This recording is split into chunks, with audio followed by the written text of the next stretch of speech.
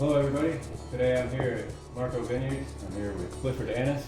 He's the author of Magic in a Bottle. He's written about Arnie Ester. First we're going to taste some of the Riesling from Marco Vineyards.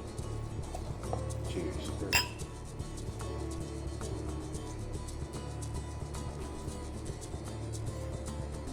This stuff is delicious. It is. That's the 19, right? Mm-hmm. Yeah, the 19 is really good. And that was actually one of Arnie's last vintages where he had his hands on it. Oh, okay. I was wondering, so this is one of Arnie's itself? Yeah. 19, anything up to 19 would be, 19 is his last vintage. And I'm actually looking forward to the 2019 cab when it comes out. Mm-hmm. And there's a little story, we can talk about that later, about that. So that's out in the field with him when he's doing our refractometer tasting. Okay. Tasting the grapes. Yeah. It's a good little story. Yeah, I tried, I think I have a bottle of his 2016 Cab Sauv. It's never to be opened because that's the one that he autographed. There you go. Yeah. I wish I had more of his autographed books since people always want them, but they're all gone, unfortunately. All right. So you just stuck with mine. Yeah. Yeah, that's another thing I have, my autographed bottle collection. Yeah. Proud of that. Yeah, I saw that you do that. That's great. That was, he was the first bottle. Was he? The first one. So what do you get off of this? I get a lot of apple and pear, citrusy. Yeah, a lot of citrus. More so than some of the other vintages of that.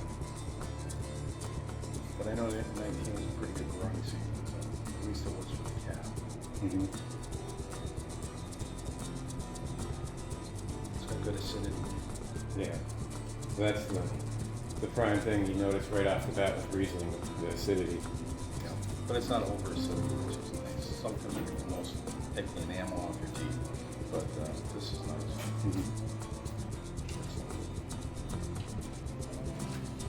So they're all right here. Yep.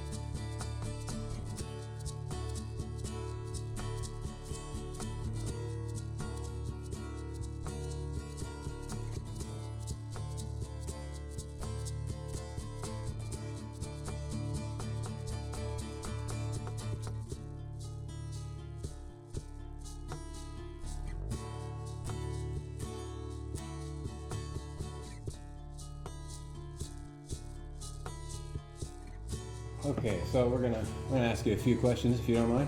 No problem. So you wrote, here's the book, first of all, show off the book. And you can show this off too. That's what it was about. This is Arnie Ester himself.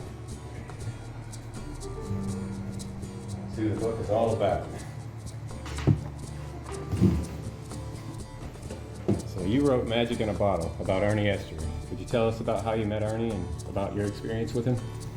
It was interesting. We had moved out here about 10 years ago to Ohio. I'm originally from the Finger Lakes. So they used to say I had Riesling in my baby bottle. So I was very familiar with Riesling. And we moved down to Jackson Township, Ohio. When we first got there, there was a supermarket called Beeler's that did wine tastings on Saturday. So I went.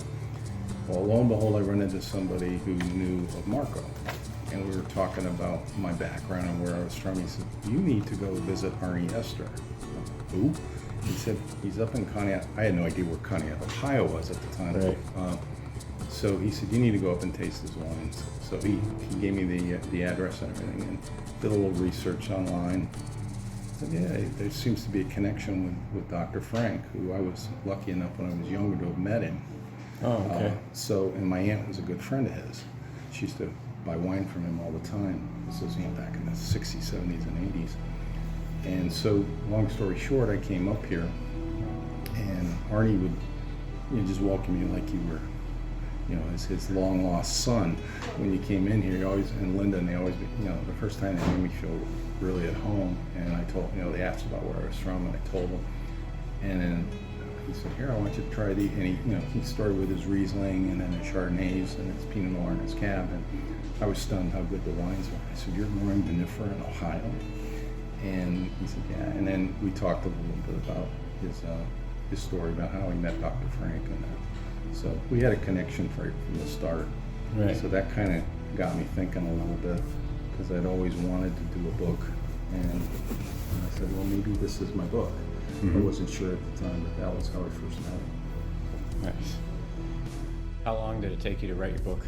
It took about 4.5 years. I spent with him on and off. Now, it wasn't full time, but I still worked for a living. But I would come up. And one thing I learned real quick was before I started the problem, it's a little interesting story about how he agreed to it, because it was during Founders Day. Okay. He came up and I told him the idea and everything, and he was we were sitting right outside there on the patio, and he was kind of giving me a hard time, and I'm like, I don't think this is going to happen. But that was his sense of humor. And he turned and he says, yeah, okay, I'll do it. Yeah. But he said, now you got to get Linda's approval. And I'm like, uh-oh. I wasn't sure that was going to happen. And Linda was right behind there on the counter, and I walked over and started talking. She said, yeah, do it, please. That's okay. So I think I lost track of the question, but what was the question again? It was, how long did it take you to write your book? Oh, yes, it took 4.5 years, and then we just came up here and spent time. I probably did every job out here except bottle. Yeah. As part of the process. So it was, I learned a lot, as well as, just spending time with him.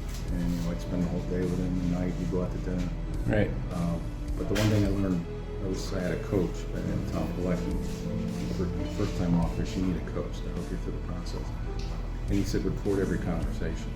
So I recorded every meeting we had, every conversation. And I have it on a stick to give to the family later this summer. We're going to do a little presentation. So they'll have, their dad on voice for over 4.5 years. Right. And listening to him. So they're excited about that. That's good. I'll have to make sure I pass along my footage as well. Yeah, they enjoyed that. They'll enjoy that. Sure. So what is your favorite Marco wine? It would be the Riesling. The Riesling. Because I grew up with Riesling. Okay. Probably the first wine I ever tasted was Riesling. It was a Dr. Frank Riesling. Right. Because my aunt, that's all she had was Dr. Frank. So, over the years, it's just always my go-to. What's your favorite wine outside of Marco? Favorite wine outside of Marco? Actually, a little winery in Hunter Valley in Australia called Pepper Tree. And it's their Shiraz or Shiraz, however you would like to pronounce it. I was over there on business in '99. In Australia? First time. And I had not really drank many red wines. And they said, would you like to go on a wine? It was a Sunday, I had nothing to do. Would you go on a wine tour? Sure. So I went this, and it was a beautiful 97 Shiraz. And I was like, wow, this is really good. Yeah. And so I ended up shipping or taking 12 bottles home with me. Of course, at that time, the exchange rate was $2 US a bottle. It cost more to ship the wine home than it did to purchase it. That's crazy. And then later on, now they're selling their wine not that very cheap, but their vintages now are $50, $60. Right. They were 6, 7 years old at the time when I first went there. Wow. So great when you get to see a winery early on like that. Yeah, it's exciting to see how well they've done. I like to go out to Emerita Vineyards every now and then. They're just getting started too. Yep. So what's your favorite wine and food pairing? Wine and food pairing? I kind of like Asian food with Riesling, actually. Okay. A good acidic Riesling as well as Asian food. Spicy type, Yeah. like spicy Asian food. Okay. It works well. Do you have a favorite music that you play when you're enjoying some wine? I like jazz. Jazz. I grew up obviously with rock music and things like that. A kid in 60s and 70s, but I do like that. Okay. Do you think the local wine business is a competition or a community? I would hope it's a community.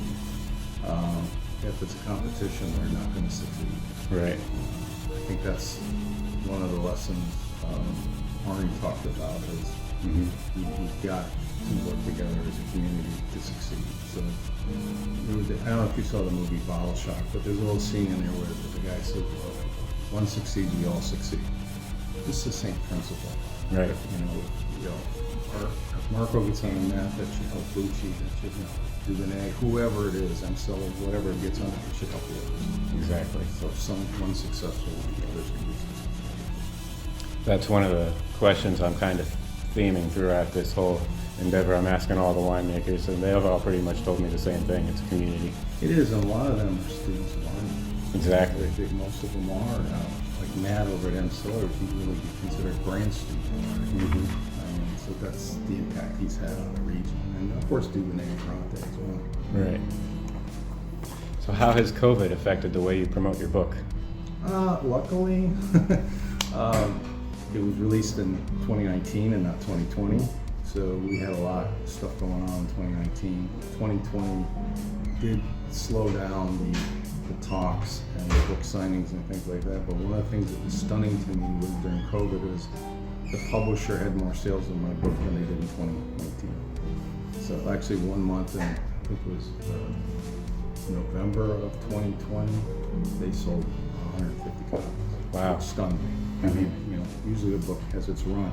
This one's still going. It hasn't died yet. Still going strong. That's great. Where can we find your book? You can find it obviously from me. You can get it from me, but we have a Facebook site as well. But you can get it on Amazon, online, Books A Million, Barnes and Nobles. There's quite a few other places. I've even seen it on eBay. So be curious if somebody is selling an eBay version of Arnie's autograph on it. Oh boy, that better not be cheap. No, it better not. But so can you explain Arnie's nickname, the father of vinifera in Northeast Ohio? I don't know if I tagged in that. I heard it from lots of people through the interview process, but even though like Fronte and Duvernay were here, they experimented with some vinifers. They were more into the hybrids and the American varietals. Arnie was strictly vinifera, and he got that teaching from Dr. Frank. Dr. Frank was adamant about vinifera. Americans should only drink the best wine, and that's vinifera. Yeah. And so Arnie, obviously being a student of Dr. Frank's, he really promoted it. I don't think the region here would have the vinifera, Chardonnay, Pinot Gris, Riesling, like they do right now, all the way down through the Grand River Valley area. If it wasn't for Arnie, it just almost, to where they want total devotion to it. And I think that's why he said there's a lot of students of his out there. And I think he proved that A, you could grow it here through Dr. Frank's teachings, and B, that this is a good wine region that really is not getting enough PR right now. Right.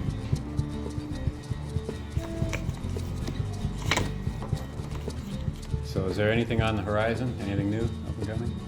One of the things I promised Arnie before he passed away was he wanted me I'll step back a minute. The original concept was going to be a book about the region. And when I had gotten some people in agreement for doing it, of course Arnie, I met with my coach. He lived over in Hammondsport where I used to spend all my summers. So we met over there, had dinner one night, and he said, tell me your stories that you got so far. And the first one I told him was Arnie's story, and he just went like this and said, stop. He said, that's your book. I won't use the language he used. He said, stop. He says, you write that book. Write about the others in the second book. And he was absolutely right. Yeah. This was the first book, should be. And so the second book I promised Arnie was to write about the region. And he particularly wanted me to talk about this region up here, from Virginia down the lake and all the way over to Cunningham. Okay. And talk about not just the winemakers, but also the growers. There's a lot of great growers out there that are just growing great grapes for these winemakers. So to tell their stories as well. So that's kind of, I promised him I would do that, and I will keep that promise. Right. Can you tell us a little bit more about Dr. Frank, who he was? I only met him a couple times. I was pretty young, but he came over from, he escaped Russia, basically the Soviet Union, after World War II, and he had proven over there. Yeah, he has a PhD in what do they call it? One of the two, viticulture. Viticulture. And so he was growing, things like Riesling, Chardonnay, Aretscatelli, Gruner, all these grapes in the cold weather environment of Russia. Oh, okay. And so when he escaped and he came to the U.S., he wanted to do that somewhere in the U.S. as well. And then he got hooked into upstate New York. He found, I think, a region that maybe not quite as cold as Russia, where he was from, but a similar type of climate. And he battled Cornell for a long time. Oh, you can't grow vinifera here, it's too cold. You can only grow hybrids. And so they had an ongoing battle for decades, but I think ultimately he kind of won that battle, or won the war, maybe not the battle, but he was very, very strong-willed. I remember meeting him a couple times, and first time I met him, I was there to carry the case of wine out to the car for my aunt, because I wasn't that old. And he was like, "Are you here to drink wine?" I said, "No, sir." And he goes, "Good manners." That was it. So I do remember that, but he was old school, my way or the highway approach.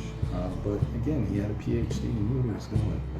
And Arnie, Fred Frank, who was the third generation of the Frank family, who wrote the foreword for the book, I was very proud and pleased that he was willing to do that. He told me that Arnie was his favorite student of all students. He called them cooperators, and he had about 12 of them, but he said Arnie was always his favorite. So you can see the connection there. Right. But Frank, he was a tough guy, but he was fair, and he was business. He was in business, and he would not settle for a poor glass of wine. Right. Oh, this is from what my aunt told me. All right, gotcha. So what are some of your favorite Northeast Ohio wineries? Northeast Ohio, obviously Marco. I do like. I think Matt's doing a nice job at M Cellars. I think he's young, which I like, and he's growing like Gruner and Aretscatelli, which he got the cuttings from Frank. So I think he's trying to find other grapes that will fit into this region. I like Morello. I think Larry does a very nice job with some of his wines. St. Joseph's, I did like their Pinot. Now I know they're under ownership now, so I'm not sure where that's going to go. Harpersfield is another one. There's one over there, and I'm drawing a blank on it. Oh, Maple Ridge. I like theirs, and I think Bill Labucci is good. I mean, he bought a lot of cuttings from Arnie for Pinot Noir and Chardonnay, so he's, I think, taken out some of the American varietals and the hybrids over there, and he replanted with those. And I'm not against American varietals or the other ones. I do think vinifera makes better wines, but I've had some decent hybrid wines as well. Yeah.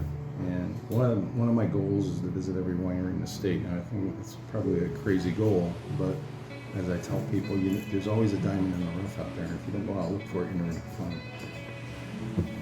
There's some guys out there and gals that are doing good stuff. They may not be growing grapes like down in the southeastern part of the state, but they're good winemakers.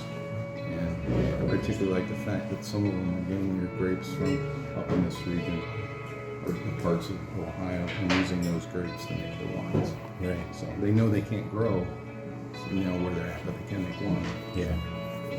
But there's a lot of them. I can list probably a bunch of others, but I'll stick with the Ohio ones that I like. Right. So what made you decide to be an author? When I was a kid, I actually was an Air Force brat. Okay. I actually learned French before I learned English, because my dad was stationed up in Chicoutimi, which is north of Montreal, when I was very young. And so I always struggled with English. And I had a teacher, I'll leave his name out of it, who said, "You can't write." Well, I don't take no for an answer very well. If somebody says I can't do something, then I want to prove them wrong. So when I was younger, I always thought that authors were cool. Even though I was an athlete, I still thought authors were rock stars in my life. And so I always wanted, I thought that'd be the coolest thing to be one. So it was always a bucket list item. And thanks to my wife, who was super strong with English, she edited the book. The book could not have happened without her editing. It's as simple as that. Right. I had the concepts, and she said, "Oh, you knew this, you knew that," and it made it flow very well. But yeah, it was kind of a bucket list item. Right. Do you have any advice for other people who want to write books of their own? Don't take no for an answer. You want write about something that you love, and don't think that you're going to find somebody that's going to publish it.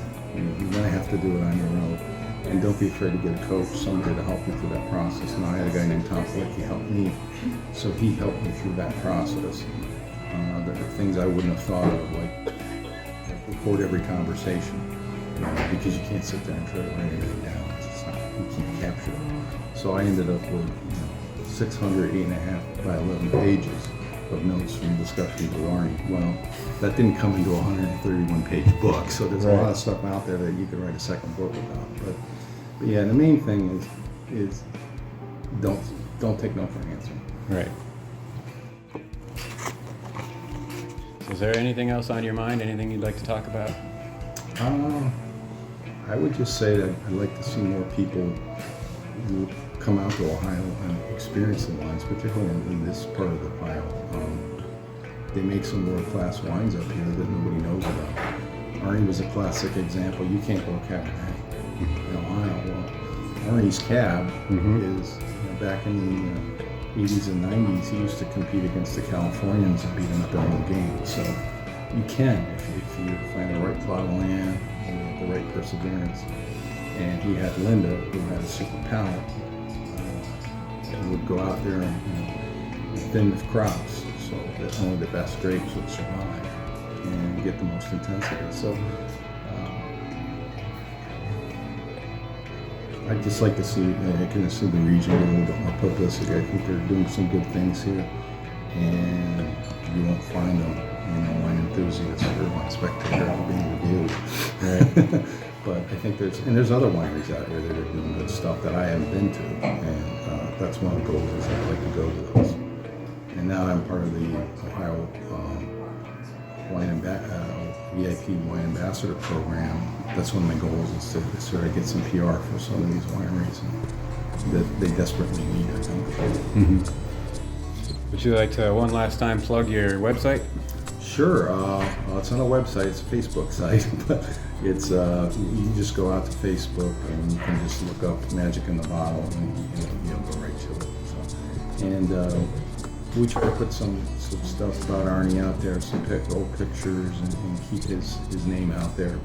And we've had a decent following on the website, on the Facebook site. But I've thought about doing a website, but I don't know the first thing about it. So that's something I'll have to learn. But maybe for the second book, it might be a good idea to have something like that. Great. Well, Clifford, thanks for taking the time to talk to me today. Oh, thanks, Jay. Appreciate it. Cheers.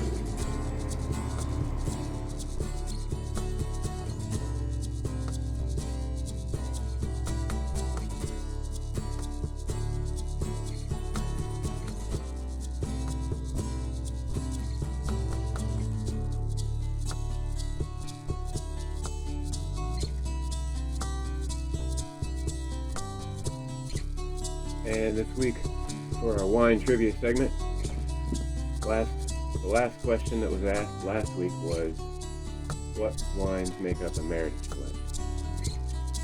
So there are 5 wines. If you make a Meritage blend, it's a Bordeaux style blend, you have to pay into the Meritage Alliance in order to call it a Meritage. You can't use 75%. You can't use more than 75% of one varietal. You can use up to 75%. And you have to use at least 3 of the following varieties: Cab Franc, Cabernet Sauvignon, Petit Verdot, Merlot, and Malbec. Those are the 5. this week, for our wine trivia question, the question is, what color wine is Gewürztraminer? Is it a red or a white? Tune in to the next episode and you'll find out. For today's musical segment, I'm going to play a song from an older album I wrote called Into the Light. And this song is called Champagne on a Beach at Sunset.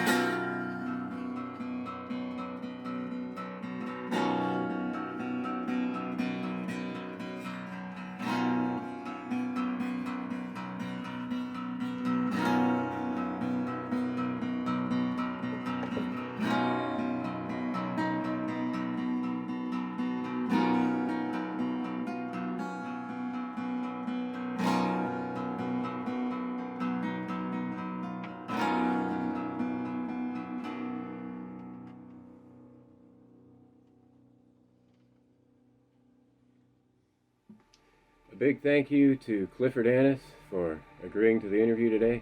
Another big thank you to Marco Vineyards for allowing us to conduct the interview there.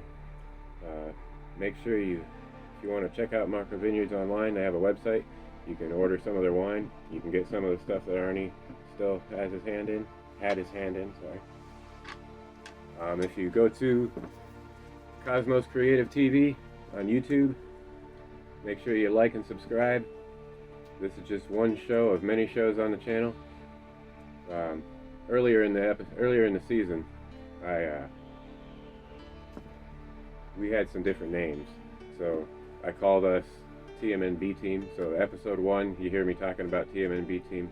Episode 2, you hear me talking about it a little bit. So we got to do a new name, Cosmos Creative TV. We like that name. It's a good name. So we're finally set on that. So that's what we're going to be called. So from here on out, if you check us out on YouTube, that's where you'll find us. You can check us out on Facebook. We have a group there too as well. All these shows will be posted up there. There's supposed to be a website coming. Some of the other shows on this channel are Under the Influences with John Phipps. The Jam Session Goes Underground with DJ Jazzy J.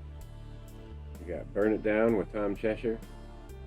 We got It's Casual and General Howitzer's Big Monster Briefing Room with Rory Penland. And coming soon is a show called It Belongs to the Shadows with Jamie Bennett. These are all really good shows, so make sure you come check us out on the Cosmos Creative TV YouTube channel. Like and subscribe. And as always, I'll see you next time.